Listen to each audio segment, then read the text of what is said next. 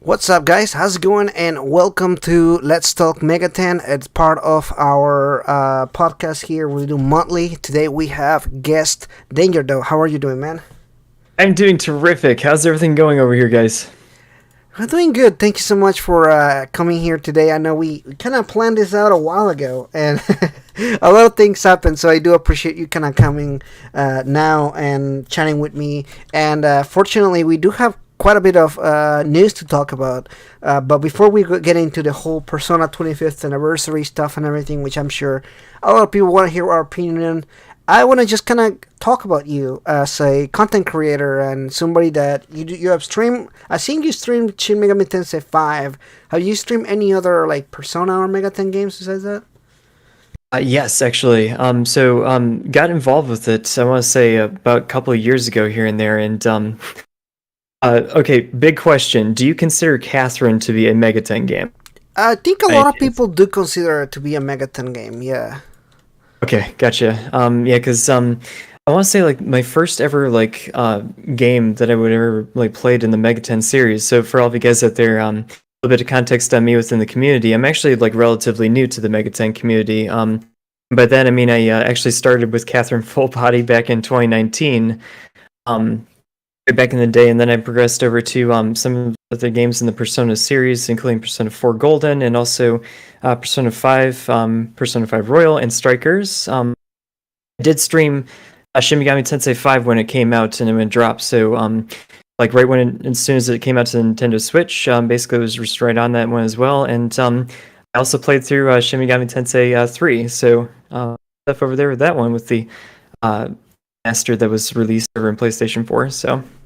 Nice, nice. So it's quite a bit of games actually. When you were like, oh, man, I'm not too familiar with the Megaten games. I thought you were like, I played one game, but you actually played quite a bit. So yeah, that's cool. So your first one was Catherine. I can't imagine starting with Catherine as a game because Dude. he's quite weird. How did that happen? Oh no, it is really weird just because like okay, all right, and a lot of people might be rolling their eyes or something that like that's the first one you actually started with, really? But okay, so funny story.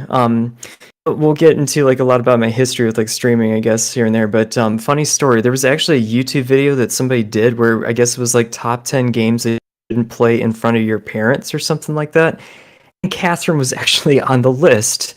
So when I actually saw like around the time that Catherine Full Body is being released, I'm like, okay, you know what? I'm actually gonna give this a shot and see exactly what's going on.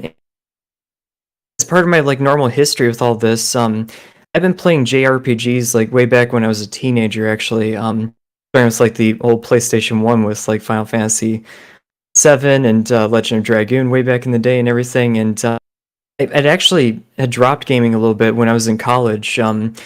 Doing bachelor's and then my master's degree in business administration. So I kind of got back to it around like 2017 and noticed again in like 2019 that Catherine Full Body was coming out. I'm like, okay, I'll give this a shot and see exactly what's up. But that was something else, man. Let me tell you for that one and stuff. Just with all the Interesting. It really sounds really interesting. I don't know. I played Catherine because of Persona.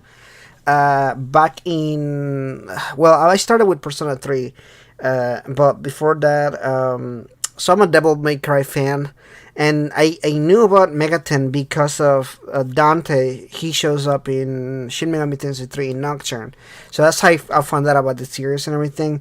But I remember finding out about Catherine because there's a Vincent or someone that looks like Vincent shows up in Persona 3 Portable as an yeah. Easter egg.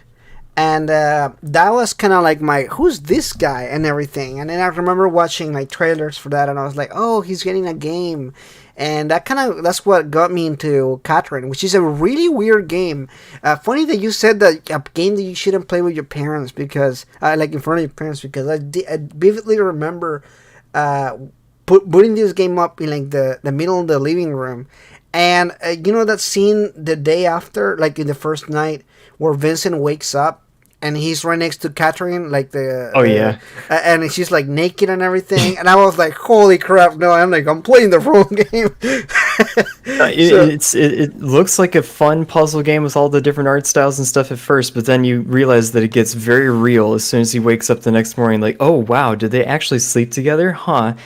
Well, my yeah. parents are not in the same room when this stuff goes down or something because they'll be like, "What are you playing?" or something. I'm like, "Okay, Yeah, well, I had a similar experience with The Witcher 2. No, The Witcher yeah, 3. I'm sorry. There's like the very beginning. There's like a scene, and they're like full naked. They're like in a bathtub or something like that. Or at least yeah, girl yeah." just like get in a bathtub or something. And that whole scene played out, and my mom was like watching. I don't know. She was like, "Why are you playing?" And I was like, "Ah, you don't want to know." Yeah, yeah. I Oh had yeah, that multiple times because back in the day, I grew up in a really low income household, so we only had a one TV, and it was on the living room.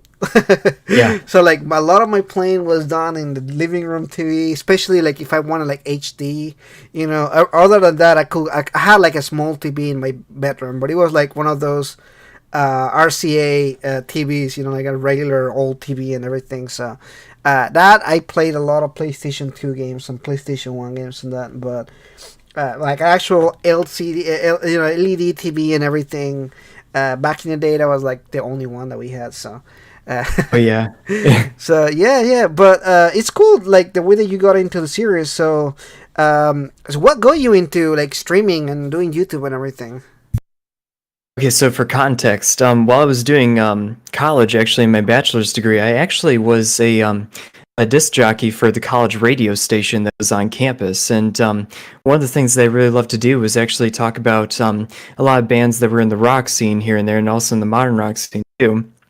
And one of the things that I really enjoyed was talking about a lot of different albums that were coming out and a lot of different events that were going around um, up in Detroit at the time. Now I'm in Dallas, Texas right now, but for my bachelor's degree, I was up in Michigan actually, and talk about a lot of the different like shows that were coming up in Detroit, and giving like a little bit of history behind the band and like why the song was like important to them, but also like where it fit within the broader context of the music scene at the time too. And it was just a pleasure of mine for sure too. But okay, so you graduate from college and you can't do college radio anymore just because you're not in the school and you're not a student anymore. So one of the things that I wanted to actually go back into was sort of broadcasting type of thing here and there. So tried podcasting for a little bit, and it didn't go out so well here and there, just by myself and whatnot. And then I decided, you know what? Loved watching several YouTubers like PewDiePie, Markiplier, several other different ones. And I'm like, you know what? I might probably want to try a YouTube channel. Tried it for about, I want to say like a month or two or something. It didn't really go so hot just because just edit a lot of your videos and stuff and kind of chop them up and then re-upload them and stuff. And so I was like, okay, all right, this is fun, but it's not necessarily broadcasting or something. And as you Right. know, like when you're starting out your channel, you're literally in front of no one. Exactly. Yeah.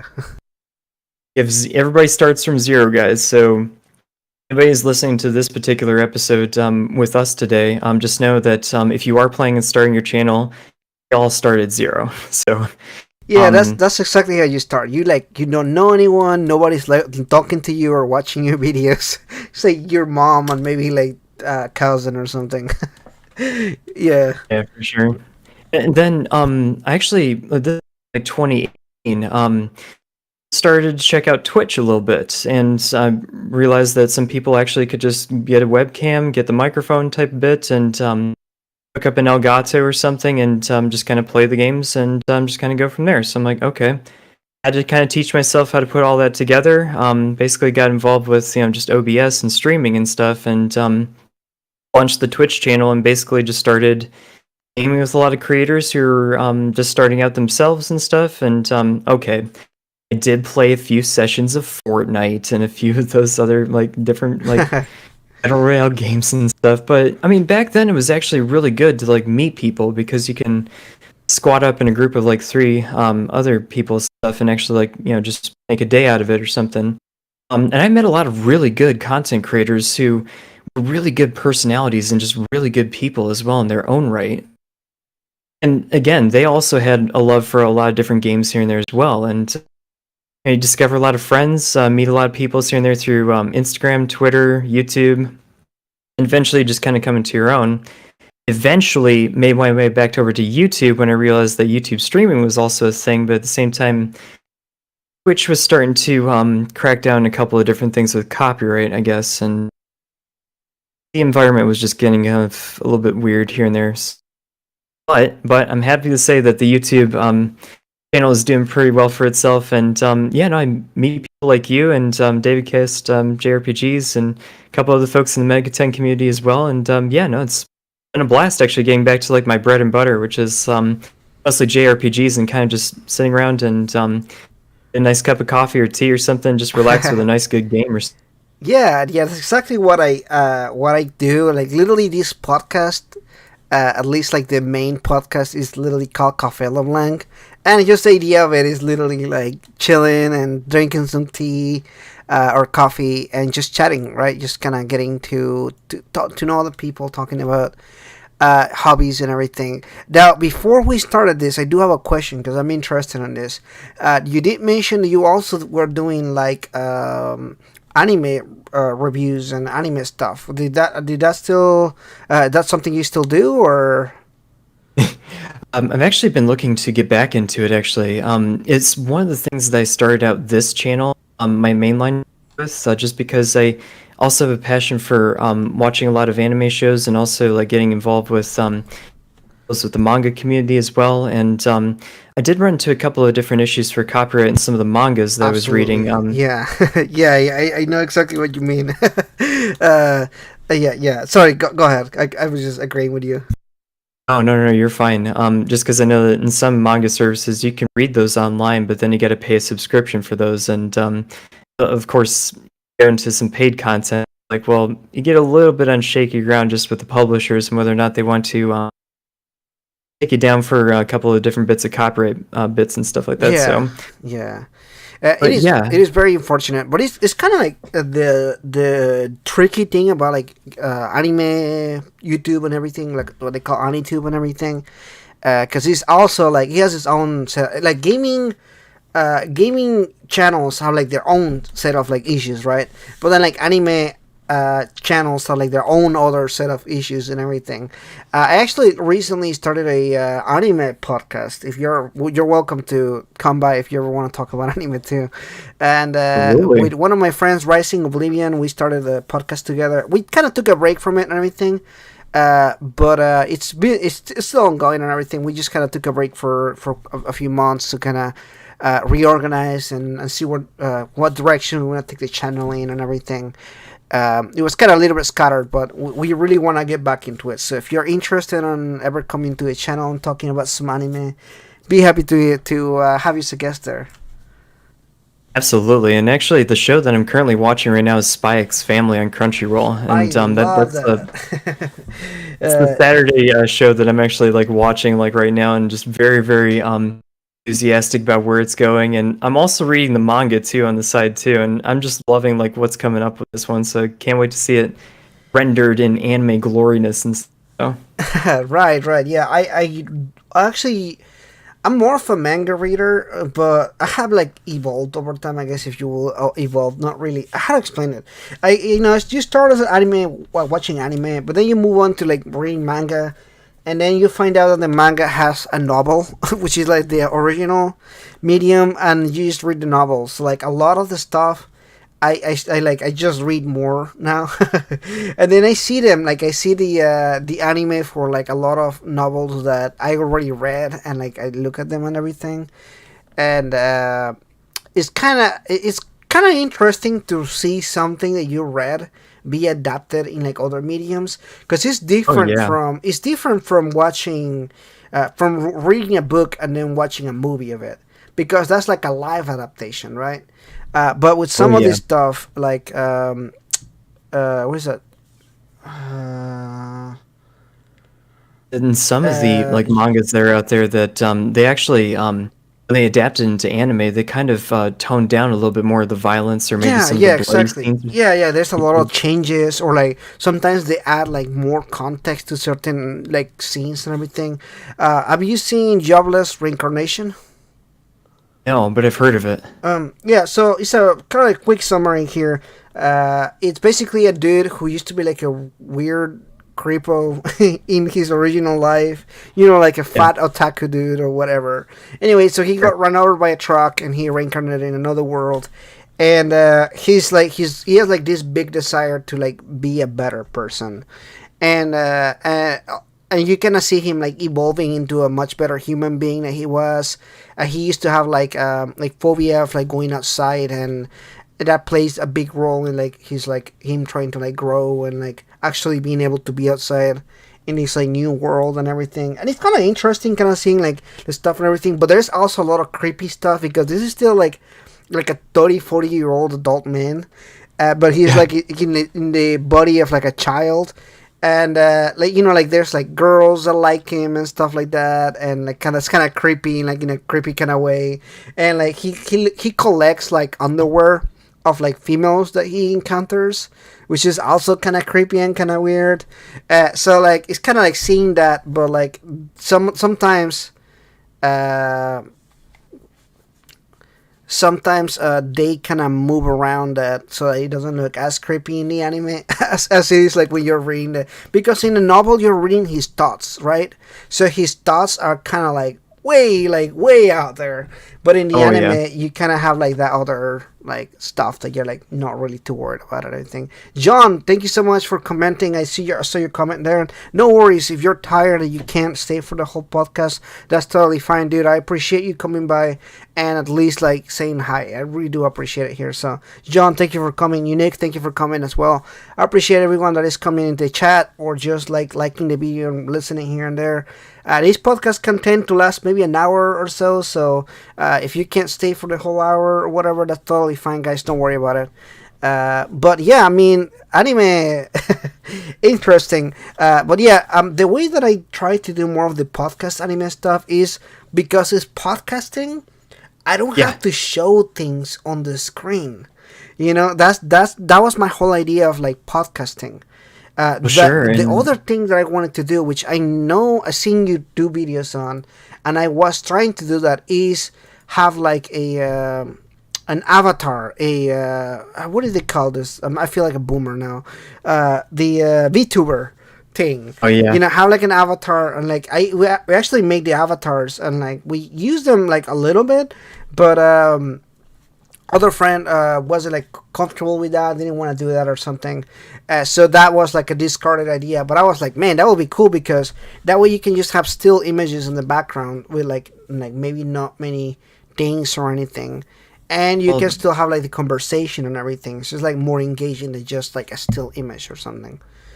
I would say too, it's very strange because the number one most viewed video on my channel, YouTube, is actually how to be a VTuber in the That's how I found out about you, bro. I watched your pastry video. software. I Well, watched and your video.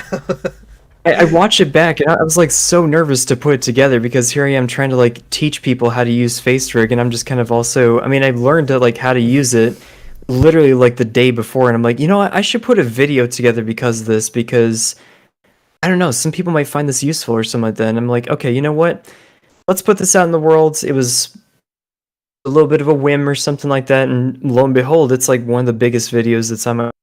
Okay, all right. Yeah. Sometimes you do certain like kind of out of your comfort zone videos, and they turn out to do good in the channel, and it feels great whenever that happens. I think like it's like such a like weird feeling of like, well, I did this kind of weird video, but it did good. Like I remember the first video that did good in my channel. Which I was kind of freaking out in like a bad way because I didn't want this video to do as good as it did, but Yeah. it was a yeah, you remember there was this boxing game that did for the Switch.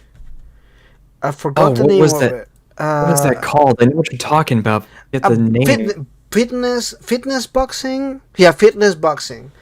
I think And so. Yeah. yeah, so and I was like, I was literally like starting the channel. Like maybe it was like a few months into like starting my channel, and that video blew up. It had like 6,000 views. Now guys, I know 6,000 views doesn't sound like much, but when you're like a small channel with like Right. 100 or like I had like 50 subscribers or 100 subscribers. Six Oh thousand yeah. views is a lot of views. Now That's I have videos that have way more than that, right? But like back then, I was like freaking out. I was like, oh my god, like I don't want to be the guy that has to review like fitness boxing videos. Like I just did it on a whim. Like it's literally a mini review of like 4 minutes of me just right. talking about like I played it. I thought it was good for like losing weight, and I did it for a few like weeks, and I thought it was great. So I was like, I dropped Right. my mini review, and I got so many comments, and like I had a lot of dislikes too because obviously the quality wasn't there. I was just starting YouTube, right? So like I wasn't like eloquent about like how I am now. Like I can speak better and everything, and I was like I was freaking out. I was like, man, I don't want to be the guy that has this shitty fitness boxing review out there. And yeah, at that time I really didn't have like a direction for the channel or anything like that. I think no, when you start a YouTube channel, you don't really know like exactly what you want to do. Like you have an idea, right? You might want to do X or Sure. Y, but sometimes there's like so many things you want to do. And I was on that end where I had like so many ideas. In fact, I started doing daily videos from the beginning when I started YouTube. Every video was gonna drop a video, and they were fine. Yeah. Sometimes where they were discussion videos, sometimes it was a review on something, and I kept that for like a year and a half. Actually, it's until recently that I switched to like 3 videos a week or something. But I was doing daily videos. I was just dropping videos every day and random stuff. Sometimes it will be like a review on a book. Sometimes it will be like a review on like an anime or like a TV show that I watched. It will be like it was an everything channel, basically everything that I was into. I was just like bumping, like videos and everything. And of course, like the Persona, it was like Persona Royal. Yeah, Persona 5 Royal was coming out, so Right. they were like dropping trailers and stuff like that. And I started reacting to those trailers, and I started to do discussion videos and that. And those videos started to pick up more, and I was like, okay, maybe I should do more Persona stuff. I'm a Persona fan, and I like Persona stuff, so I should do about it. Which is fun fact, by the way. I'm not even like Persona or Megaten isn't like my favorite franchise. I know. Some people are like, "What the Midnight Channel's I favorite know. franchise is not Persona." Yeah, it's not Persona, and it's not anything Megaten. And I love like Persona, but that's also why I can take like sometimes where like for example right now with the 25th anniversary and a lot of people are like Uh, upset and everything because I am a fan of so many other things. It doesn't really like bum me down super much. Like I'm like, oh yeah, it hasn't been too good, but I have like way other games to play. Like to me right now, I'm still like I'm pretty hyped for this year. I played a lot of good this games so year. far, and I enjoyed everything. Like we were talking about anime earlier, there's like so many good anime that I've been watching lately. Like there's just like I've been having a great time this year so far. Although This year we've had so much content like already given to us, and like this year it's still like on all cylinders and stuff. It's just firing off like crazy and whatnot. I know that we get port beggars all the time for all the rest of the Persona games, and I'll admit that I'm one of them on Twitter every once in a while, where I'll kind of like poke at Atlas a little bit, like, "Hey, could you please like release Persona 3 yeah, PC and or that something makes like that?" sense, and that makes sense for people like you because you're so recent into like the Persona series Right. that the earliest game that you can legally play will be Persona 3, Persona 4, right? Unless you have like a PlayStation 3 or like a PlayStation 2 or something to play those older games. So like I get it. Like I'm on the camp where I really don't care for like ports and that kind of stuff because I play them all. But I also understand there are a lot of people out there that haven't even played Persona 4 Golden because they don't have a PC. And it's one of those things too where I'm like, I mean, again, just being a port beggar every once in a while and stuff. I guess like one of the biggest reasons why is because I know that some people don't have a gaming gear. They're only limited to, like, let's say you're um only like Nintendo Switch and that's all you got, but you still want to like play Persona 5 or something. And Nintendo Switch doesn't have Persona 5, or like even if you wanted to do Persona 4 Golden, which I know a lot of people are really trying to push for a Persona 4 Golden bit for the Switch and stuff. I think that would actually be brilliant if they would actually put it on the Nintendo Switch. Yeah, absolutely. And it will help so much with sales and everything. I'm sure they will sell super well. Sure. Yeah, so I don't know, man. It's kind of crazy. it's been crazy, this whole 25th anniversary thing and everything. So I kind of just straight up asking you, like, what do you think about like the anniversary so far? Because you're a fan of other series, also other JRPGs too as well. So, like, in your opinion, as like somebody that is not just a fan of Persona but all these other RPGs, like, how do you feel about the announcements so far? But yeah, like you said, I'm a big fan of JRPGs, and well, I mean, we just open up to RPGs in general, but my channel is more focused on JRPGs. But occasionally, I play a ton of other games. Like, you give me playing Batman or Call of Duty, like off stream or something like that. But I won't actually like put it on my channel. Okay. Otherwise, like you said about starting out on YouTube, you'd be bouncing off all over the place and stuff, and you wouldn't be a little bit more focused on a niche. But as far as the Persona 25th anniversary, well, I know that there's been a lot of disappointment in the community as far as the releases and everything. I actually, well, see, here's my thing. I like it, but then I've got some parts where I'm like a little disappointed myself too. I think that they could have done a whole lot more for the anniversary announcements with just the timing for a lot of the stuff that came out. Let me give you an example. For a lot of like the stuff that we do with like business in the business world and stuff, I mean, got my master's in business administration. If I were to actually like go out and do something for the 25th anniversary, I know and understand how revealing like the biggest bit of news at the very end can like really drive home the entire event. Like, I know, for example, we got this concert announcement, the super live one that's going to be happening in October. Um, where, okay, we have some people in the news who are whispering that maybe they'll flash Persona 6 or a teaser or something like that. Maybe towards the end of the concert, or I don't know what, but which could happen, or we can get something like completely different or something. I don't know, but at the same time, they are maybe saving their like best card, their ace in the hole, for last or something.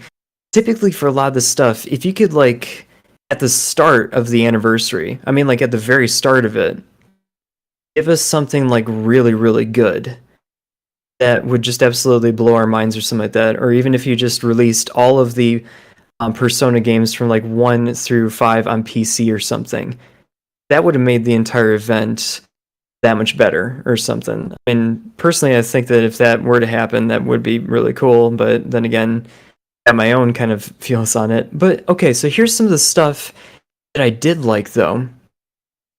I liked the vinyl records. I was planning on getting 4 and 5 actually for the vinyl record collection, because who doesn't want to whip out some of the Persona 4 tracks and just kind of have that going like at home or something like that, and just relaxing while like all that stuff, like Heartbreak is going on in the background. So I actually love to do that. Persona 4 Arena Ultimax, very cool. Definitely like a big win on that front here and there. The concert, which we are getting an announcement, I'm actually excited for that. I think you have to actually like pay a subscription or something in order to stream it over here in the United States, but at the same time, small price to pay, especially if you appreciate all the music that is Persona and everything, which of course I do, and it's one of those things that really makes those games shine through for me. Is a lot of the soundtrack is have that on the background, and there literally is something for every mood, every bit of your day or something. Like if you want to get hype about something, boom, you can throw on a couple of different hype tracks. But if you want to just like relax and study or something, they've got soundtracks for that where you can just put some stuff on and just relax and just have a really good day with those ones. Yeah, I agree. Yeah, I totally understand with that point. It's kind of one of those things that it kind of feels like mixed. I feel mixed too. And also, let me just thank everybody here. Heather, thank you so much for coming by. Kugan, thank you so much for coming by. I appreciate you saying hi. You guys, just take your time. If you guys want to get comfortable, anything, we'll be here for some time. So I appreciate you guys coming by. Don't forget to like the video if you can, and check out Danger Dose channel if you're interested on like streaming. He does a lot of streaming. He's very constant guy. He streams very often. Come by sometime, say hi to him. So if you guys want to check out his content, definitely do that. He does a lot of JRPG streaming games. He streamed recently Shin Megami Tensei 5 and the Trails series. Right now he's streaming. What game are you streaming right now? Streaming Trails in the Sky, actually, and I was going to be doing the trilogy, actually, of that one, because Well, for a little bit of context, the pandemic lockdowns and everything, I actually started playing Trails of Cold Steel off stream and just played my way through those games.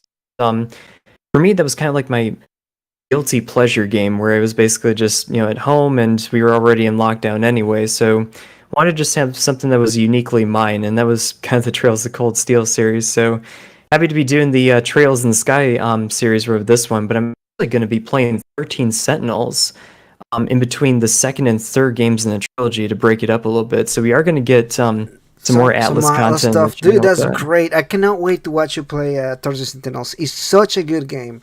I definitely encourage anyone that is listening, play 13 Sentinels. It's such a great game. If you're a fan of like sci-fi or like especially like 80s, 90s retro futuristic sci-fi stuff, you're gonna love this game. It's really, really good. So going back into the Atlas stuff, it's kind of a little bit of a break here. 25th anniversary Atlas. To me, I'm kind of a little bit on a mixed bag, just like you were saying. Like in a sense, I feel like they could have handled it better. I've seen other people compare it to the Square Enix presentation with the Kingdom Hearts anniversary, right? Because all they did, which is also, I feel like it's just the way to go, is they announced a date where they're gonna do the announcements, and that's it. That's just one date, and they dropped everything all at once, right? They did merch. They did exactly what Atlas has done so far. They did merch. They did a concert in Japan. They did like they did a like some kind of celebration thing in Japan only. They did a mobile game update. They did a new mobile game, and of course Kingdom Hearts 4, right? And that's it. Like that's literally like all the announcements, but it was done all together on one single presentation. Which I feel like is different because to me, when you're saying, "Hey guys, tune in, we're gonna do 7 announcements to celebrate 25th anniversary," that means that we have to tune in to see if you're gonna do something for the 25th anniversary, right? Like I feel like that's fair, because a lot of people defend Atlas as, "Hey, it's a Japanese company, so they're gonna support Japan." Yeah, but if you look at the sales numbers, Japan is selling games, but what is really making the money is really the West. Like we're selling the millions here in the West. We're getting all kinds of copies over here in the West as far as that's concerned. Yeah, so like I feel like we deserve as much as Japan, right? As far as like concerts or events, that kind of stuff. And I feel like that's kind of what lets a lot of people down, is like not being able to watch the concert, like not going to the concert. Or the first concert they did was a stream concert, which was not streamed at all. So to us, that meant nothing, right? Like it meant absolutely nothing.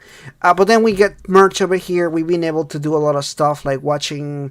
They did a bunch of merch. You were saying with the vinyls that they released.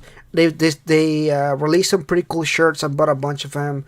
So honestly, out of all the stuff, it's been a mixed celebration, and I get the people that are upset because I kind of understand where they're coming from, but also I don't really care too much. Like at the end of the day, we know that the concert is like the big one, right? Now we know the concert is the big one. Previous years they have announced big games. Like literally every single big game has been announced at a concert.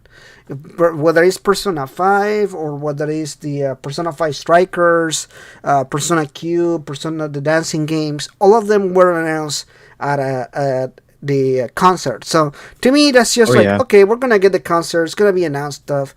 I'm fine now. Like the rest of that's to me. That's why I'm like, why are you upset? That's where they're gonna announce this stuff. Now we have a date.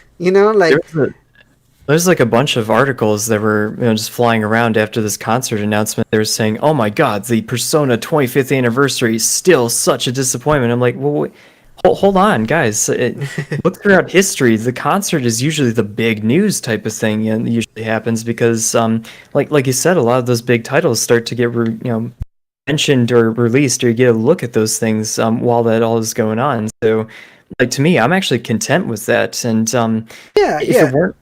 if it weren't for me going to Las Vegas in October, I was actually really considering making the trip out to Japan just to be there or something like that, because I've been to Japan back in 2016, and me too. I went in 2018, which is disappointing because when I came back from Japan, then they later announced the the concert in 2019, and I was kind of like, Oh bro, god, you no. could have just told me that earlier. I could have kept my trip for next year. Oh man, you see that's terrible because again, it would have been so fun to actually just be there to see like all of that go down and Yeah, yeah. So I was but, disappointed. I did go to the Persona Cafe though, so I went just in time. At the time, the Persona 5 anime was just coming out. yeah. So like they were doing all the promos. In fact, I remember they announced there was gonna be a magazine that was gonna be given for free at the Animate building. So Animate is like a company that sells all the cosplay and anime supplies. It's like a big chain in Japan, and I was literally at Shibuya when that happened. When I saw the on YouTube, I'm sorry, I saw it on like Twitter or something like that. I'm like, I'm just gonna walk to the store and pick up a magazine. Then, like that was like one of the like, those cool moments of like I can literally just walk to the building, grab the magazine, and I have them. I actually still have it on storage. I'm like, those are like the kind of stuff that I'm like, man, it's so convenient to live in Japan.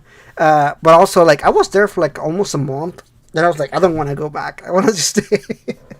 Oh yeah, I felt the same way too because when I was over there, I'm like, there's literally like every single one of my fandoms, stuff that I'm into. It's all like basically in one place, and I mean, if I were to live over there, which I probably could swing, I probably would run into a lot of the troubles of okay, do you want to live in the city or do you want to live in one of the like suburbs or rural areas outside of the city in order to kind of about your budget with all that stuff. But Yeah, yeah.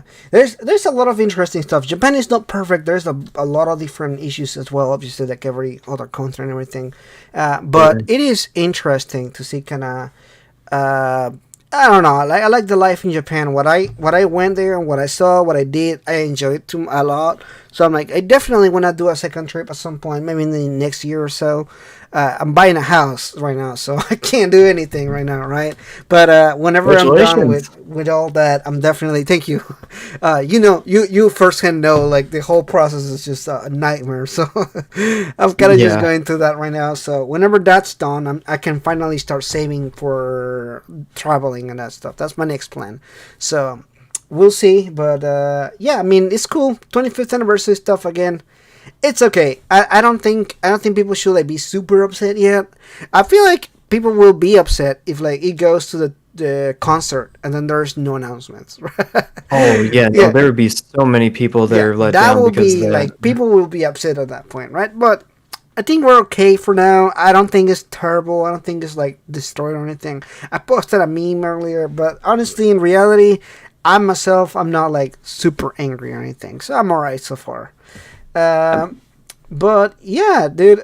So you were saying you have a lot of fandoms in like when you were in Japan. What other fandoms? What other stuff are you into? Well, again, I'm into a lot of the JRPG series that I grew up with, but also like several of the different series like Final Fantasy and also the not the Trails. Well, I'm getting into Trails, but I also used to play a lot of the Tales games from way back. Tales. Yeah, I just saw a comment about Tales of Arise. Are you also into that game? Oh man, no, I started it. I just need to like pick it back up again at some point because pretty much like as soon as I got started with it, I got like into a couple other different games at the same time with ironically Megaten games here and there, and it's one of those things where I'm just like, okay, all right, There's so many RPGs to play, like JRPGs. It's like so many. It's good because we get a lot easy. of JRPGs. But honestly, last year it was swamped with good ones. Like it was crazy the amount of JRPGs that came out last year and this year too. So it's insane. I played Tales of Arise. I didn't finish it. It's good. It's a good game. I just like you said, just like something else comes out, I'm like, oh, I gotta play the other game, and something else comes out, I'm like, oh, I gotta play this other thing too, and It's what I played, one of those yeah, go ahead. genres where you gotta commit whenever you commit to playing those games because like for me I'm just like I know I'm going to be putting in some instances 80, 90, 100 and in case of well Persona 5 Royal 150 hours of gameplay into this one game and I really got to clear the schedule and give my focus specifically to this one game.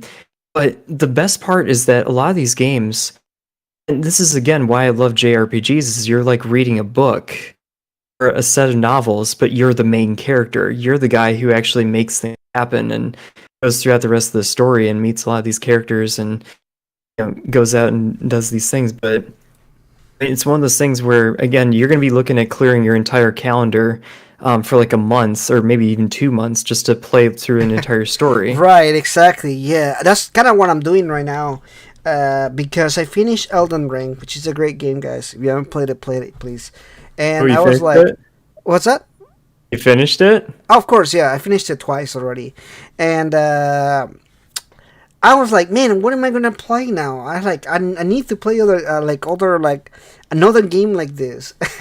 And I've been trying to like play way too many games to kind of like feel like get something that will gotta get me this like feeling and everything. I started playing. I played and finished Tokyo. What is it? Tokyo something in Tokyo. Man, what is it? It's not a JRPG. It's like an action game. It's based in Oh, Shibuya. wait. Is it Uh, Lost Judgment or is it no, no, something? no. It's Ghostwire Tokyo. That's what it's called.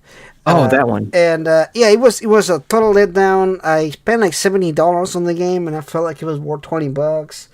And yeah, I wasn't super happy about that game, but I was like, okay, it was a game, it was an experience. Move on to the next one. I purchased Xenoblade Chronicles 2 because I played the first one. I really liked it. Yeah. And I was like, okay, well, I guess it's time to play the second one so I can get ready for the third one, which is coming out sometime in July. And so I started playing it, and then be frank, and I talked to my friend about this. I don't know, something about the gameplay just not clicking with me. Like I'm just not getting it, and I know a lot of people like love these games and they think that it's really good. And honestly, what I've played story wise is fantastic, but nothing's really like keeping me there. Does that make sense? When I play a game, I need something that grabs me between like the first like I'll give it 2 to 3 hours. 3 hours, 4 hours. A game like this that is like way too long, I probably need to give it like 10 hours.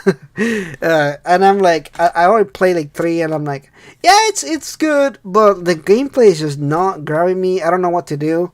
I talked to my No, friend, and she was like, well, I don't want you. I don't know. I want you to force yourself to play it if you don't want to play it. And I'm like, I yeah, totally but understand like, that.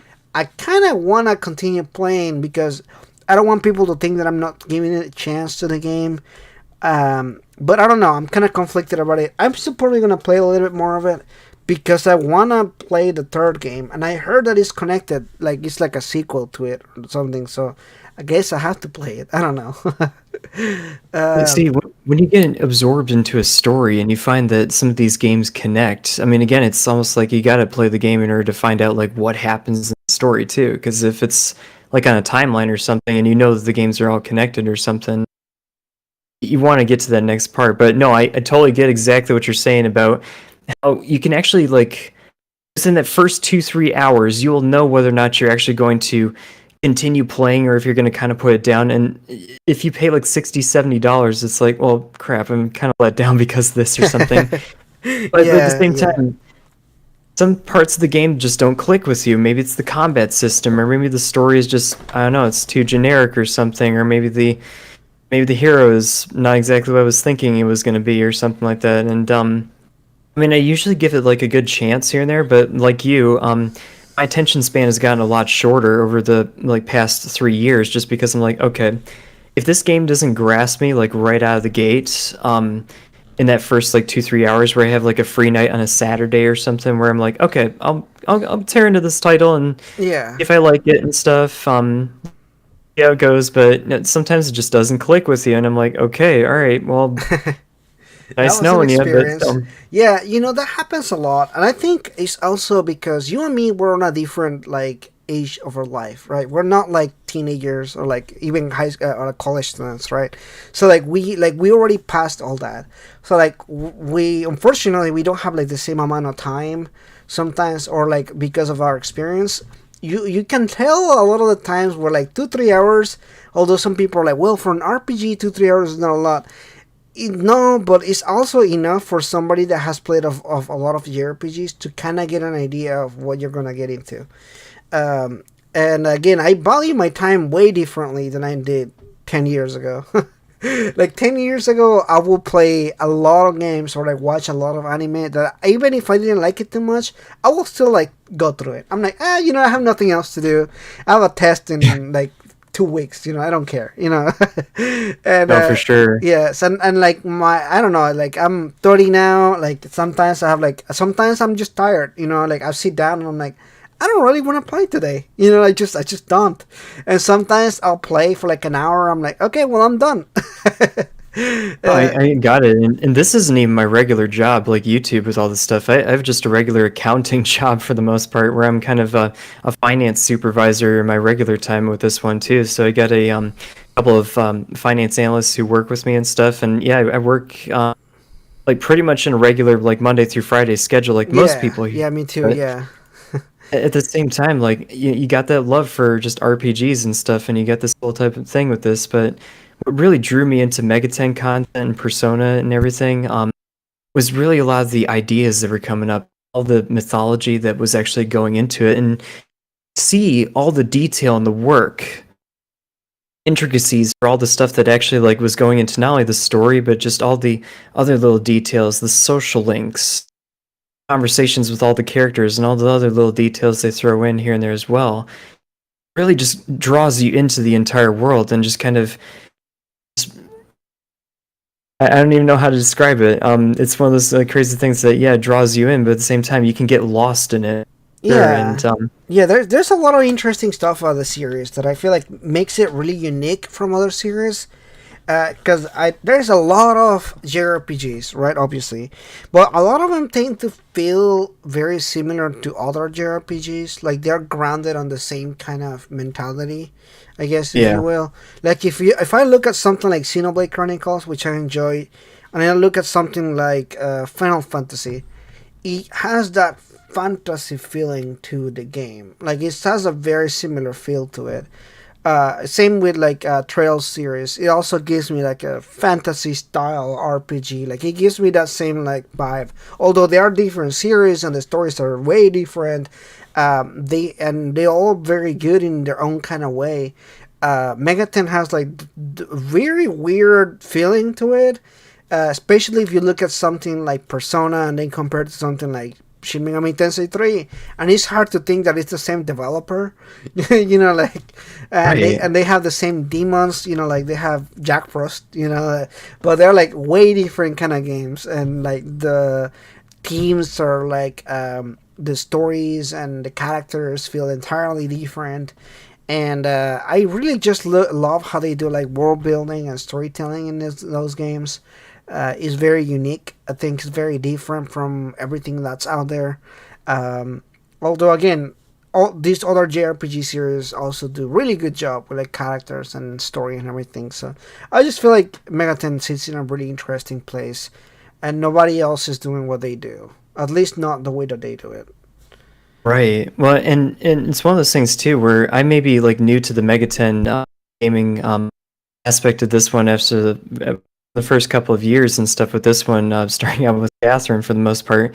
But usually, and this is something that's in celebration of the 25th anniversary, is not so much like some people's mild disappointment with how the announcements have been going on. I've actually been interacting with a lot of people who are like longtime veterans of the Megaten games here and there, even from like a lot of the games that were from the 1980s up through now, but also a lot of people who are just like getting into these games for the first time and discovering that okay, I mean, even beyond Persona 5, which is, it's really big mainstream hit and everything, they're actually like really discovering a lot of the Shin Megami Tensei titles in addition to the Persona titles, which a lot of people in the community first like discover.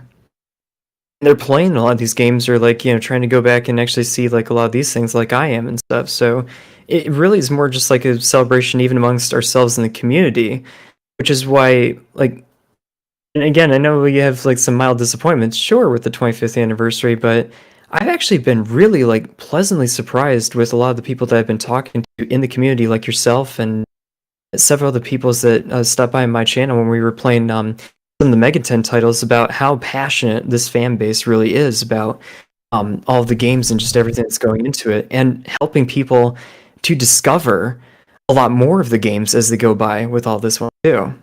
It's crazy, but still, love it. Yeah, absolutely. There's a lot of good stuff to talk about with the community and with kind of just in general with the games and everything. It's a fun experience. I think they are fantastic games. Um, Jesus, I had a question earlier here. Somebody was asking for you. Oh yeah, they were asking if you're going to get Trails from Zero later this year. Yes, I am actually, and that's again one of the biggest reasons why I wanted to start the trilogy of Trails in the Sky because those are the three games that precede Trails from Zero. I believe it's actually coming out. I want to say like around September 30th or like somewhere in the beginning of October or something like that. Is the localization makes its way over here to the United States. But we do have Soul Hackers 2 to contend with around like late August with that one. So Oh we're gonna have really? dude, we have so much. We are literally in a JRPG renaissance with all the content that we got going on. It's nuts. Yeah, 100%. There's so many good stuff going on with all the RPGs, like JRPGs particularly. In general, I just feel like this year has been packed with so many good games, and there's so many more stuff coming out soon and everything. I just like feel like it's almost so overwhelming with so many of the stuff and everything. Says Unique says, do you have any idea the dislikes ratio on that announcement? It's over 1,600 dislikes so far. Interesting. So I think they're meaning the 25th anniversary announcement. Oh, it's Uh, got 1,600 dislikes so far. yeah, I guess it has so many dislikes. I think it Oh, has more dislikes than likes. I think that's what they're saying. oh yeah. I Oh, mean, that's we get some of crazy. these some of those ratios too, where like, and this goes into the disappointment part of the 25th anniversary is it's managing expectations. I mean, seeing business and marketing, you want to make sure you manage everybody's expectations with all ones, and I think everybody gets a lot of their expectations built up so much to the point where they're really expecting a lot of really good stuff, and then they don't get it. Okay, we got another announcement coming by in T minus 2 months or something. Guys, hang on, hang on. Okay, it's just a merch store. Okay, all right. Well, Yeah, it's been kind of crazy. I don't think it's bad per se. I just think that, like you said, managing the expectations. I don't think it's even the responsibility of Atlas. I'm sorry, of people. I think Atlas just could have done better managing our expectations. Like, yo, guys, like this is an announcement for something. This is an announcement for games or something. I think that second announcement for the Ultimax game, I think that really gave people wings of like, oh man, we're gonna get more games or more ports and everything. I think that really truly was like the one that really gave people the idea that we are gonna get more games from the. well, I think you honestly hit the nail on the head when you said like the Kingdom Hearts stuff happening on like the one date and stuff with all the different things coming out like basically on the one day in celebration of like or with all that stuff that's coming out. It's like if you did something like that instead of dragging it out for months and months, it would have hit that much harder. But I don't know. It's not my not my decision to make Yeah, we're with not the everybody like, businessmen here, right? We're not managing Atlas, so they'll do what they can, I guess. I think it's just an unfortunate circumstances.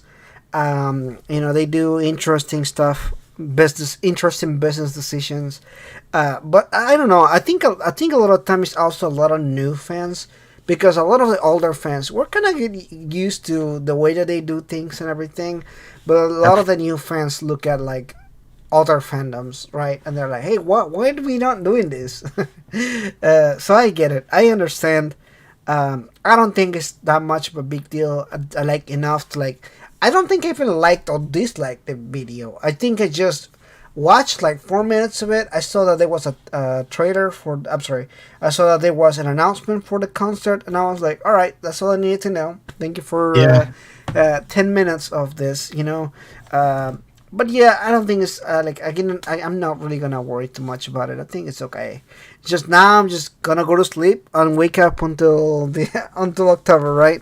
Until they have the final announcement. Meanwhile, we can enjoy Soul Hackers 2 in August, Yeah.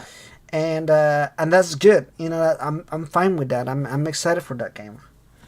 Soul Hackers 2 looks amazing. I love Ringo's design, and like even going back and watching a couple of videos on YouTube about the first game here and there. Not to spoil it for myself, but to kind of give a preview as to like what it's all about and stuff, and just kind of see like a lot of the similarities that it has with all the other titles and whatnot. I'm excited for it. I mean, got the um, rest of the demons and stuff that we know and love and everything, and it looks like it's got a cool and engaging story. And visually speaking, it looks fantastic. Like Yeah, one of it those titles that's does. supposed to be like in 4K or something, part of its base or something like that. It looks really cool. I actually really really like the design. I know people were like, "Oh, it looks anime." I'm like, I don't care. Everything looks anime.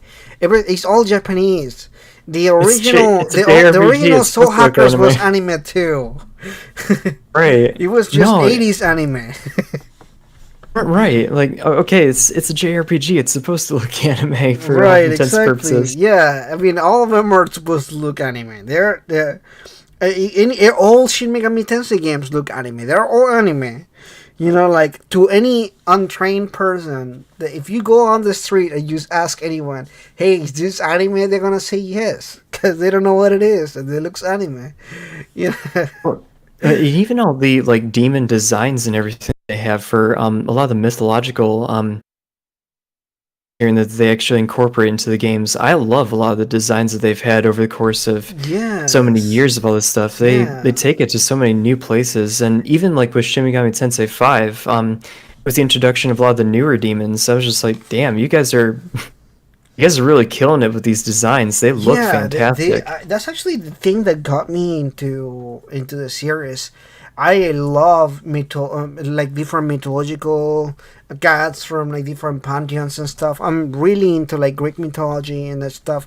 So when I was playing Persona 3, like that was like a big thing. Like all Oh yeah. the Greek mythology reference that they have, and then when you play Persona 4, and there's like a lot of like Shinto references to different gods and everything. Like the entire story is based around Shinto gods, and like literally every time that you play a different game, they have like they're based on like so many mythological gods and creatures and stories and literature. There are so many different mediums that they draw from, and I love it. I love like the amalgamation of all the different stuff, like how they put it together. It's really well done. I love that. For sure, and even in like Shin Megami Tensei 5, like seeing all the different factions of gods from all over the planet with everything and how they actually kind of separated, even with like the Norse gods with like Odin and whatnot. I loved Odin's design. He was cool actually. Yeah, Like seeing that, yeah, yeah. he's a cool design. I actually like the really old design that they used to have for Odin a bit more, but this was still pretty good. I think that the design of it was really cool. I don't know. How do you feel about Sue's design? Did you like him, or was he kind of okay?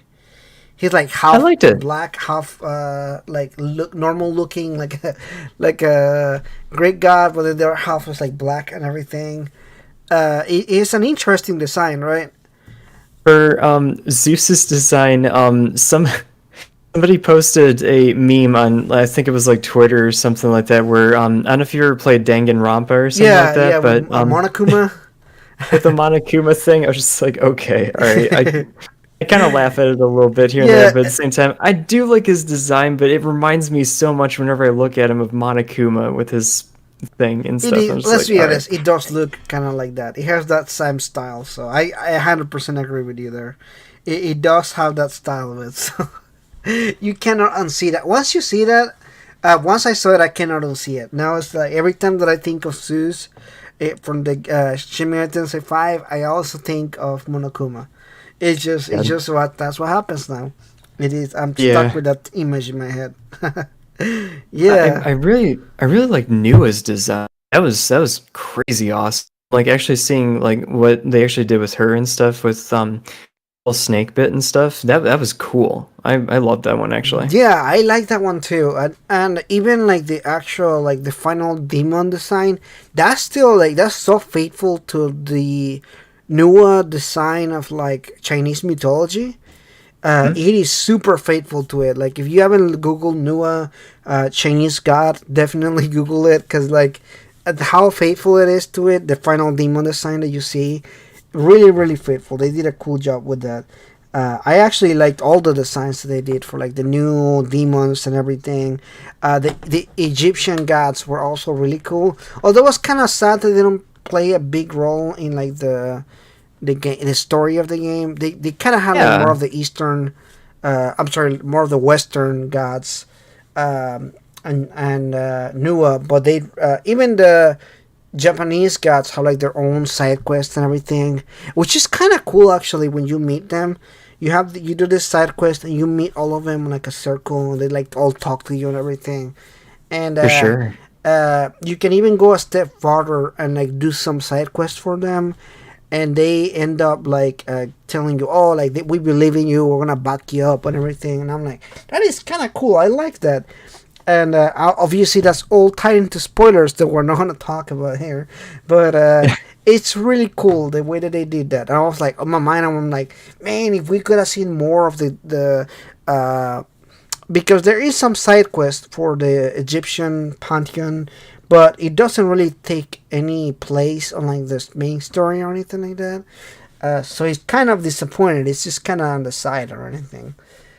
Yeah, I mean, it's one of those things where you have it as content. I mean, and again, like you were saying, with us being like working professionals in our 30s and everything, I mean, I appreciate the extra content, but I also appreciate the fact that we can go through the mainline story a little bit quicker. But in all honesty, I love the fact that you can actually really get a lot more absorbed in the world as it's presented, just because when you have the option to actually do so with a lot of these extra quests, with like following on with the gods that are over there, with doing some of the side quest missions, you learn a little bit more about your place in the world, or at least like where the world is in general, even though maybe going to shit or something like that. And it's like, okay, well, this is how things are. This is how they fit and see their own place within this broader context of the world. So Yeah, it's yeah. crazy, but still. It's really cool. I love it. I love all the factions and all that kind of stuff. It gives it a lot of lore and a lot of like context to the game itself and everything. That's the kind of stuff that I like about Shin Megami Tensei 5. Although it did have some issues with like storytelling and everything, but it feels like it's missing like 5 hours of story. It does still, it still does feel pretty good. I still like the game. I think that they did a great job. So, just hopeful for the next game. Just excited. Although I wanna say I love the cell shading on Soul Hackers too, like that style of art design. I love it. It looks fantastic. It looks so Absolutely. stylish. It actually reminds me of Persona 5 in like the cell shading style of the characters, but Hey, better. I don't know why. I yeah. just it's No, like I mean, that's like the little thing that I was even thinking about the other day, because I was playing vanilla Persona 5, and I was looking at, the cell shading that they had in the game, and then comparing it to the Soul Hackers trailer with everything that we've been seeing with that, and they're looking like they're pushing the envelope for all the different bits that they're actually doing with the graphics. I'm like, holy crap! yeah, If I yeah, had stuff like this back when I was a teenager, I would literally be so freaking over the moon because of this stuff. It's yeah. nuts what they're able to do with it nowadays. Exactly, yeah. Now I'm like, I'm wishing Persona 6 looks like kind of like that. Because it's just like, it works well. It looks really good too. So I'm very excited for the next stuff. This, obviously, it's gonna be fantastic. Oh, I was gonna ask you, you mentioned, we talked about Ultimax a bit, but did you play that game? Did you get a chance to play it? Just yet, I have it in my queue. I just haven't actually tore into it just yet. You're kind of But like, yeah, it's gonna happen someday, maybe next year. I've uh, been tossing around a couple of ideas as to whether or not I should do Persona, the dancing games. With specifically, a lot of people in my own community are like, you got to play Persona 4 dancing. This is the best one out of the three of them, and they're like, well, I have so much time, guys. I only have so much time, and like after work to actually like make this, type of thing like actually go forward. Because again, like we mentioned beforehand, if I were to actually like section off some time or something, I really want to make sure I have that block of time to really deep dive into the game and get immersed, so to speak. But right, yeah, as far yeah. as Arena Ultimax goes, yes, I did purchase it a little while back when it came out. I haven't torn into it just yet, but again, Looks fantastic, and I'm very glad that we have that in many different platforms for us. Yeah, it'd be cool. I don't know. I think I really would like more ports for like other people and everything, but I also don't want that to take away from other games that we can play and everything. Right. Because I personally I just want new stuff. You know, like I don't want any of the old stuff. You know, like to me, I'm like, give me Persona 6 and Persona 7 and Persona 8. You know, I don't want like I'm not a fan. I'm not a big fan of like spin-offs or everything. And personally, I'm not a fan of like when a story is over and they wrote a wonderful script for this particular game and it's done and over with. I don't want it to continue. I just want it to be over. Because I feel like when sequels are written around the idea of a game that is already done, it's different. Like when you write a trilogy, when you write a trilogy, you have it in mind that there's gonna be a continuation to the story. Right. But the way that they do with Persona games, particularly, is that you have a game that is full. It's a complete game from beginning to end. You have character progression, you have story progression, you have a plot that goes all the way up until the end. And at the very end, your character or protagonist just leaves the city and the game is over. Your adventure is over.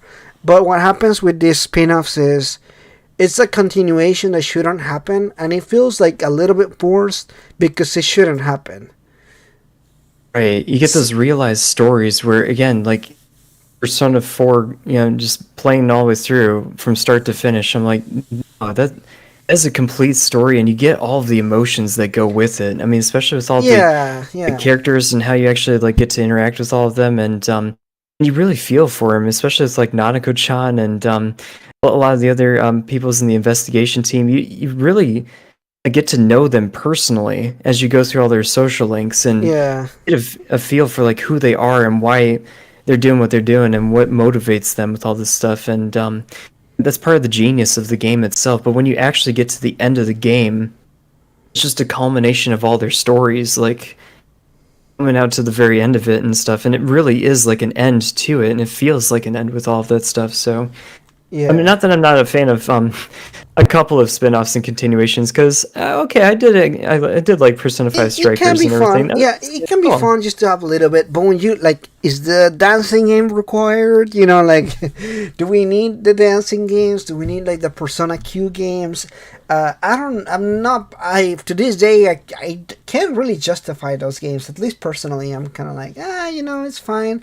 Some people may like them. I think they're okay because I played them all, but I'm personally not a big fan of like the spin-off stuff. I think the only exception may be like the Strikers because of how they wrote the story into like kind of makes sense to have a progression to it. But to me, Persona 4 Golden is like a full game, like from beginning to end.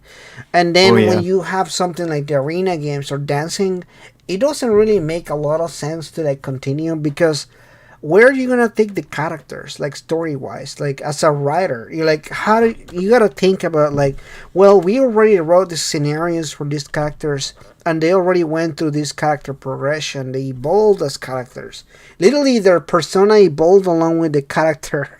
Because they have like this revelation and everything, and then you play the dancing game and their persona is back to like the beginning of the game. Right. I So mean, and I don't know, it's again, kind of yeah, weird. the whole thing was like their like ultimate personas at the very end of it, where you get to that full evolution that they finally realize at the very end of it, like their third awakening, so to speak. And then, Right, then you right, play some of the exactly. spin-off games, and it's the very like beginning ones that they'd started out with. I'm like, well, cool, I did, have that character progression at the very end of Persona 4 Golden, but now we're back at the beginning. But But okay then, I think a lot of times you just have to suspend your disbelief and just kind of play them for the fun of playing a Persona game. Which I think that's how you have to approach those games. That'll be like the best course of action, but I don't know. In my head, it's always like, oh man, but I already played the other game, and that like that's a contradiction to the writing of the other game. But whatever. Sometimes I have to fight with myself, and then I'm like, I just have fun with this game.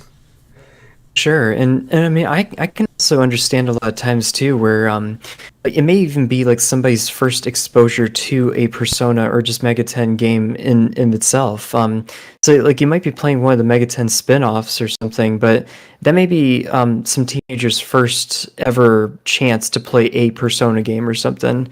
And it's like one of those things where if it gets them to play a lot of the other games and really enjoy this community for what it is and like all the other games as well, like by all means go for it. Like seriously. And again, it's suspending our own disbelief on being more veteran players. I don't even know if I would consider myself a veteran player, but Yeah, at the well, I same mean, time, you like played yeah, games for how long? Like 20 years, 30 years? oh, You played, PlayStation 1 days, yeah, so like exactly. 1990s. Exactly. So, like, I think there's a difference between like the amount of games we have played over the years, and I think you grow to expect certain things or look at certain things. For example, I remember when I played Final Fantasy X, and Final Fantasy X, guys, I'm not gonna spoil you, but it has an ending that kind of tells you there's no more continuation to this game. Yeah.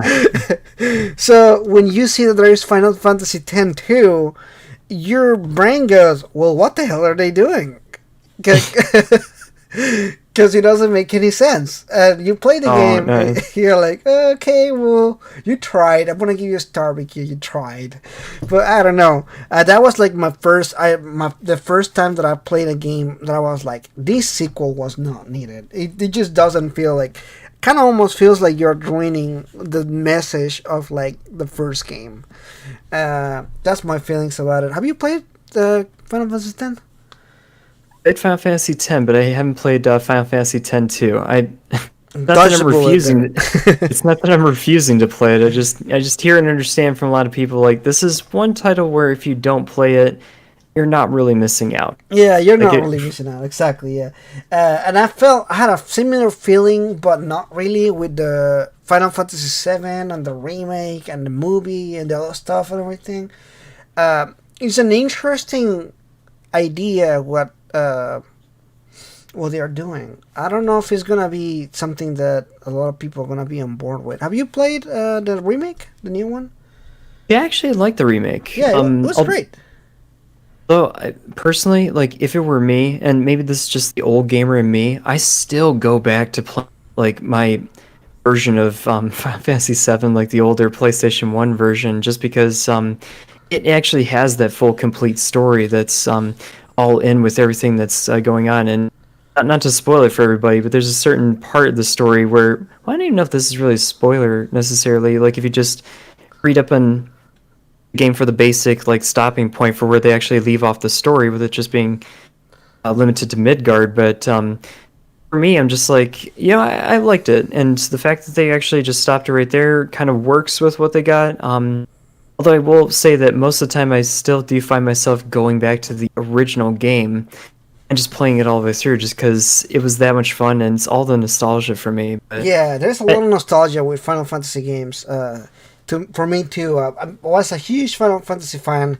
Over the years, I kind of fell off a little bit. I think after 10, I don't think I really enjoyed the games as much. Like I played them, I just didn't. I wasn't like the biggest fan of the rest of them, but I still play them. I'm still excited for 16. 16 looks really fun. So every year, every year, every time that they announce a new game, I'm always excited for it.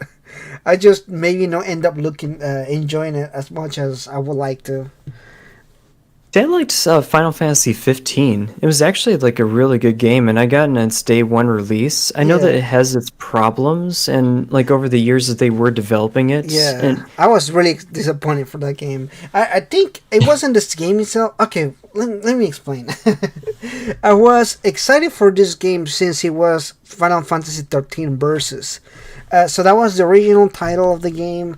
It was gonna come out roughly around the same time as 13, and yeah, it ended up being on development hell. It had like 8 years of like they remade the game. The original Nomura, who was the original director, moved on to something else, and two directors ended up making 15, and it feels so disjointed, like story wise. like character wise. Like sometimes I'm like, Yeah. it's not even the same character right now, and the fact that you have to watch a anime and a movie to get context onto the game itself, I thought it was kind of like a, unless you bought the collector's edition with the movie, you don't even know what's going on at the beginning of the game because they don't really tell you like what's going on or anything. I don't know. I have my Oh, criticisms on it, but I still think it's a good game. I was just disappointed from like where we started to where it ended. Does that make sense? no, it makes perfect sense, and this goes with the comparisons to like even just Persona series or even Shin Megami Tensei series of the mainline games. You want that fully realized story from start to finish, and like you were saying, with Final Fantasy 15, although I did like it a whole lot, it had the problems in the story in that couldn't really understand what was going on at the very beginning or like what was happening. You knew who you're around and stuff. I mean, you're around your the companions who are amazing and stuff, but at the same time, it's like okay, unless you get to the like last third of the game, you're kind of lost a little bit at some point. Which Yeah, yeah, and the fact that there was like later DLC to like find out about more about the other characters, and that yeah, just upset me a lot. And they were like, "Oh, you want to know why the bad guy is the bad guy? Play the DLC," and then they canceled the DLC, right? And you're like, right. okay, If I well, now they're gonna never gonna find out then. uh, like way back when I was in like late high school, I was working at Arby's, just for 7.45 an hour, $7.45 an hour. I could only afford so much video games way back when and stuff when I first got my start around high school. And yeah, if I'm gonna drop like $60 on a big game or something, I want to have a good story that like is realized over the course of the entire thing. But if I have to spend another $60 on like DLCs and stuff on top of that just to figure out like what is going on,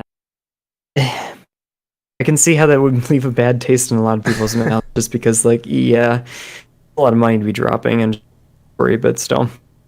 yeah, yeah. It was an interesting thing. Uh, I really wanna see if someday they revisit 15. Um, but also I totally agree with you. I was kind of like, man, I really want something more for this game, especially because I did buy the collector's edition. Like I saved money for it. Yeah.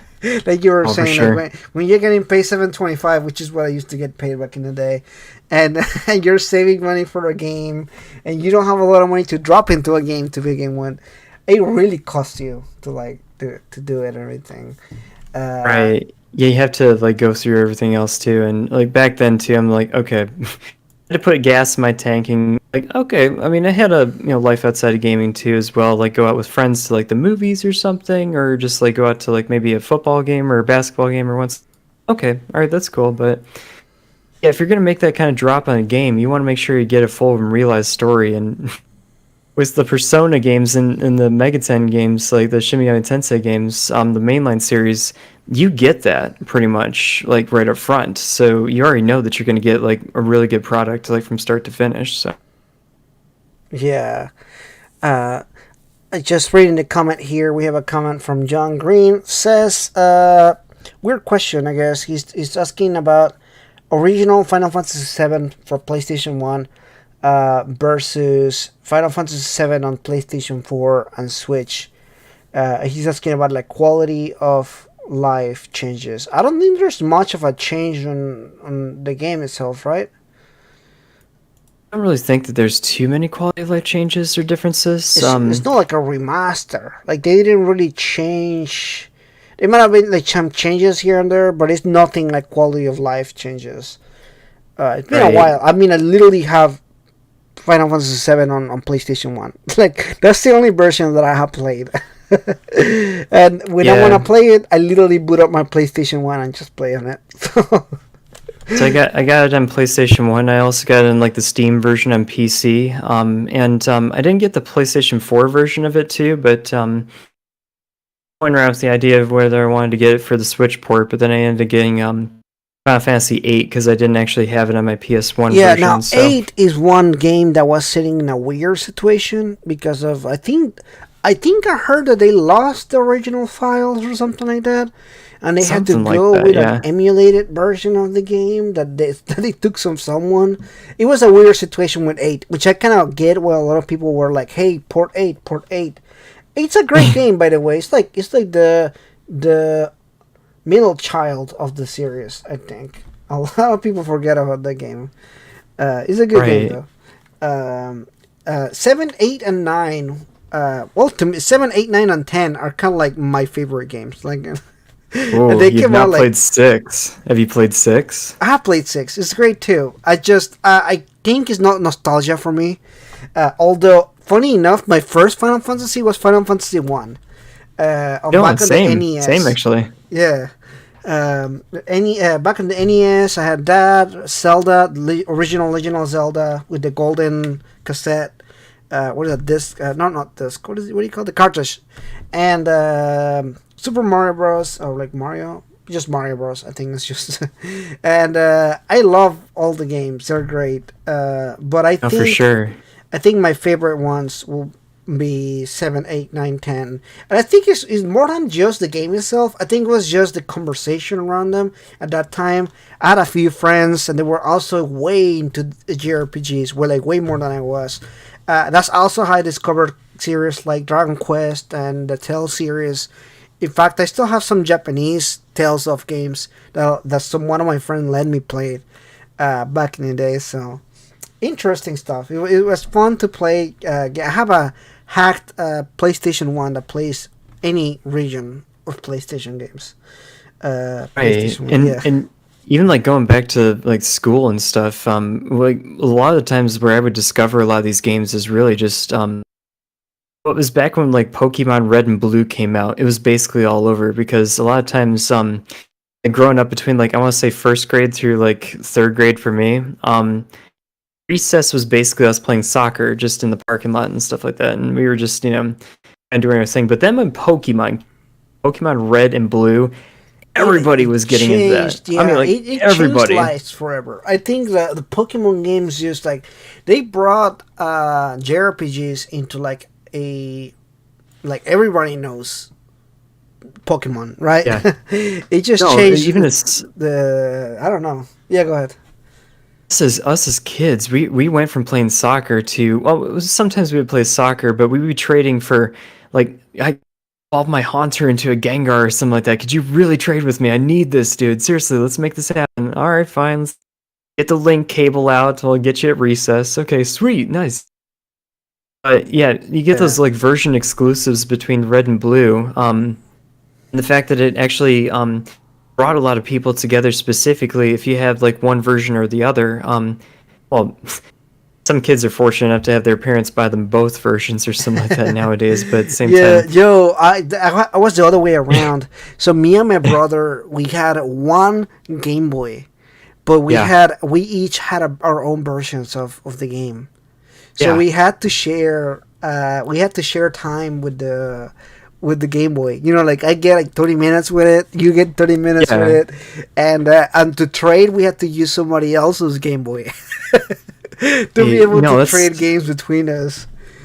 like we got to invite some friends over who have other Game Boys, and it's like, okay, if we're gonna trade with each other, I got to get my friend from school or something to stop on by the house specifically so we can trade this stuff. But yeah, no, for real, it was one of those things that really brought a lot of people together, but it also opened those doors for us to discover a lot of other RPGs at the time too, and that's kind of when PlayStation 1 was also up and coming too, and I was just like, I got into the Final Fantasy series with Final Fantasy 7 and Legend of Dragon 2, and we would specifically talk with a lot of people at recess about these things and just all the different builds that people were putting on for like items and inventory and like everything else that was going on. And it's like, hey, did you discover this one secret item that was over here? No, I haven't. It's crazy, but again, that's going back to the days of like Nintendo Power magazine where we all had to subscribe to that in order to and it's some of those things before the internet really took off and Right, stuff. So right. the Yeah, I remember buying the magazine, PlayStation magazine,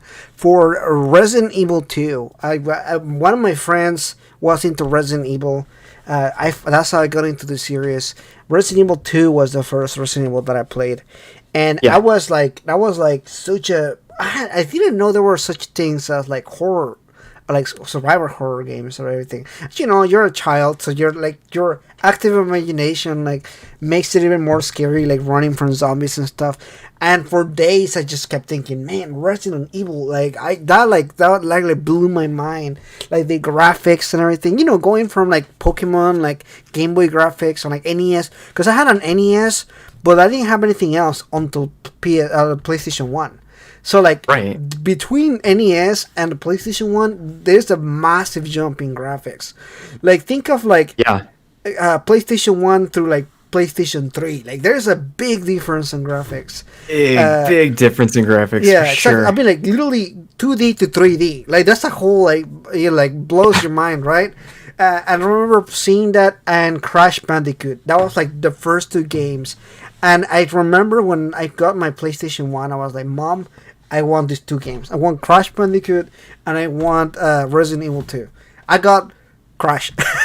My mom wouldn't let me play violent games or like zombie games. She'd always gonna like, be scared or something. And I remember like borrowing magazines from a friend to read more about Resident Evil 2. Like you know, like you have to find like the keys and you know the puzzles and everything. I was like so involved in like all that, and it's such a big experience. Like it's such a weird experience because nowadays I don't know if you can have the same experience like as a teenager, as like a middle school kid. Is that like you know? There's no more like co-op game where you like sit with your friend right next to like they come over and talk about games and that kind of stuff. I don't know. I can't imagine being a child now. It's like a completely different game field. I think. Yeah, Uh, it's the internet has changed the game so much for kids because honestly, if I was to find out a secret about a game, or even like even going back to like Shin Megami Tensei 3, for a lot of the stuff that you know, like, to get the true ending with all this stuff with Lucifer at the very end, sorry, spoilers, um, you had to go through certain steps in order to actually get there, and I probably would have been wandering way too much between all of the different kalpas and stuff, just to try to see what we can do about discovering the secrets. But if you didn't know these things, or if there wasn't like that 14-year-old who was in the neighborhood who had discovered like exactly how to crack the code or how to do it because he spent like literally 10 hours interacting with every single thing you can interact with in the game in order to discover like the true ending of this one. You didn't know about it, but nowadays with the internet you can find out all the different like secrets and stuff if you really wanted to, which okay, I mean it does allow you to experience the entire game in of itself, but it makes those like discoveries like Yeah, finding a it gem really or does take away that discovery sensation. I think that's actually one thing why a game like Elden Ring was so popular because it was like this community thing where like everybody was discovering the game at the same time. yeah. Because you know, like even now, like they don't even know how many endings there are to the game.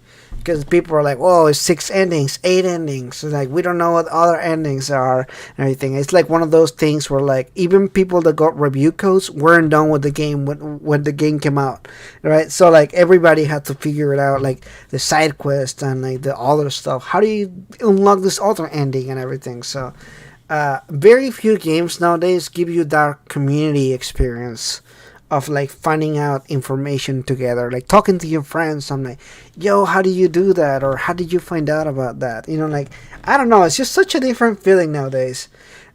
Which I don't know if you can even come close to anything nowadays. I don't know. Very different. Yeah, for sure. Well, I mean, I also do like the fact that it makes competing with your friends and trading with like Pokemon, for instance, for all the more modern games, that much more simple over an internet connection. Because I mean, I could trade with somebody from Australia if I really wanted to. Like some of my other streamer friends from Australia, I can trade a couple of those like ones with them over digital information over the internet. So in effect, it does make it a whole lot easier. But like in your immediate area for that kind of discovery factor, especially when you're like a kid or something, kind of miss out on a little bit of those things every once. Yeah, So yeah. I don't know. Every generation, I guess, is different, and time flies like so fast. Sometimes that you barely realize like how like you close your eyes and you're like 30 years old. Like wow, where did time go? Right? It's an interesting experience growing up and seeing how everything changes is very very interesting. Um, I also like several of the different ways that we've also been going back to a couple of retro styles and stuff. For example, I haven't gotten into triangle strategy myself here and there, but with that kind of pixelated styling and everything going on with yeah, those, yeah. What is the other game? Octopath Traveler. Have you played that one? I played it, but I haven't finished it, like because I got what's the excuse? I got involved in other stuff, but no, I love the art style in Octopath Right, Traveler and like right. how they actually do all that stuff. I mean, Yeah. one of those things where when you actually like get immersed in it, like I actually love a lot of the worlds that they have built with those and how they rendered it in that pseudo like 3D 2D type of world setting. And I know there's a technical term for it.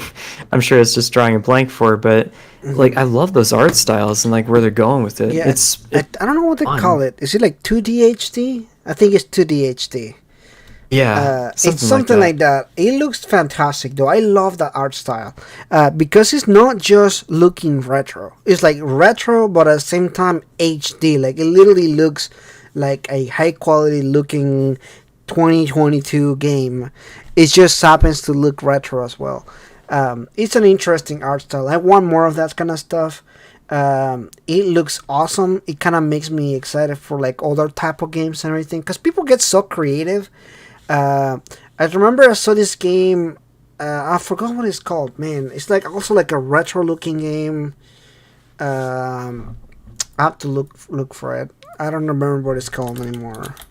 It really harkens me back to a lot of times where we used to play a lot of those pixel games, but the focus was on character development and also story and like we're actually going to be taking those ones. And as Mhm. I understand, with triangle strategy, you do have multiple outcomes in that too, which I'm Right. a Yeah. huge Yeah. fan of multiple endings just based upon how you actually play the game with everything. It's something that makes replayability and like everything else is going on. Like really, you carry your dollar that much farther when you actually make a purchase like that because play it again and get a totally different experience or something or all the shots a little bit differently and see what happens and like that's money well spent. It's like yeah, you get not only fully realized story, but the game essentially almost changes in a way to kind of match what your choices are in it. So definitely a big fan for sure. 100%. Yeah. The game that I was thinking is called Katana Zero. I don't know if you've seen it. It looks like retro, but there's like a lot of like neon lights and like very modern looking at the same time. It looks pretty cool. I saw it and I was like, yeah, I wanna try that game. It looks like something I would like to play. But That's how a yeah, lot of it starts too. Is that you get the like actual look at the game first, and then it's like that is something that I would like to try, and then you try it, and it's like holy crap, this thing is actually not only like really good. I can definitely see myself getting into a series like this, like for sure. yeah, yeah. I think at the end of the day, for like people our age, it's really more about like how much time you have to put into things, because you have to make time for other things like with your full-time job, right? It's like Yeah. I only have so many hours in the day to work with, and a lot of times it's just literally having to go to work and that kind of stuff. So it's kind of insane. I think you know the old meme of like young people have time but not money, and then Yeah. older people have money but not time. That's literally that's so true. It is what it is. It just happens.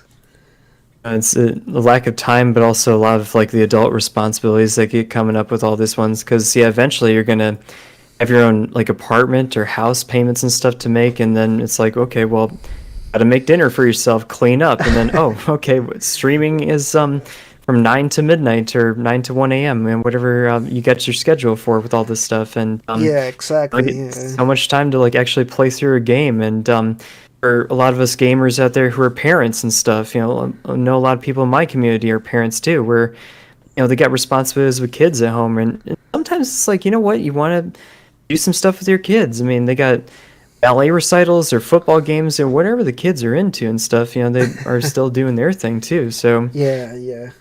It's not just you, right? It's like your family as well and everything. So you kind of have to think is about that that too.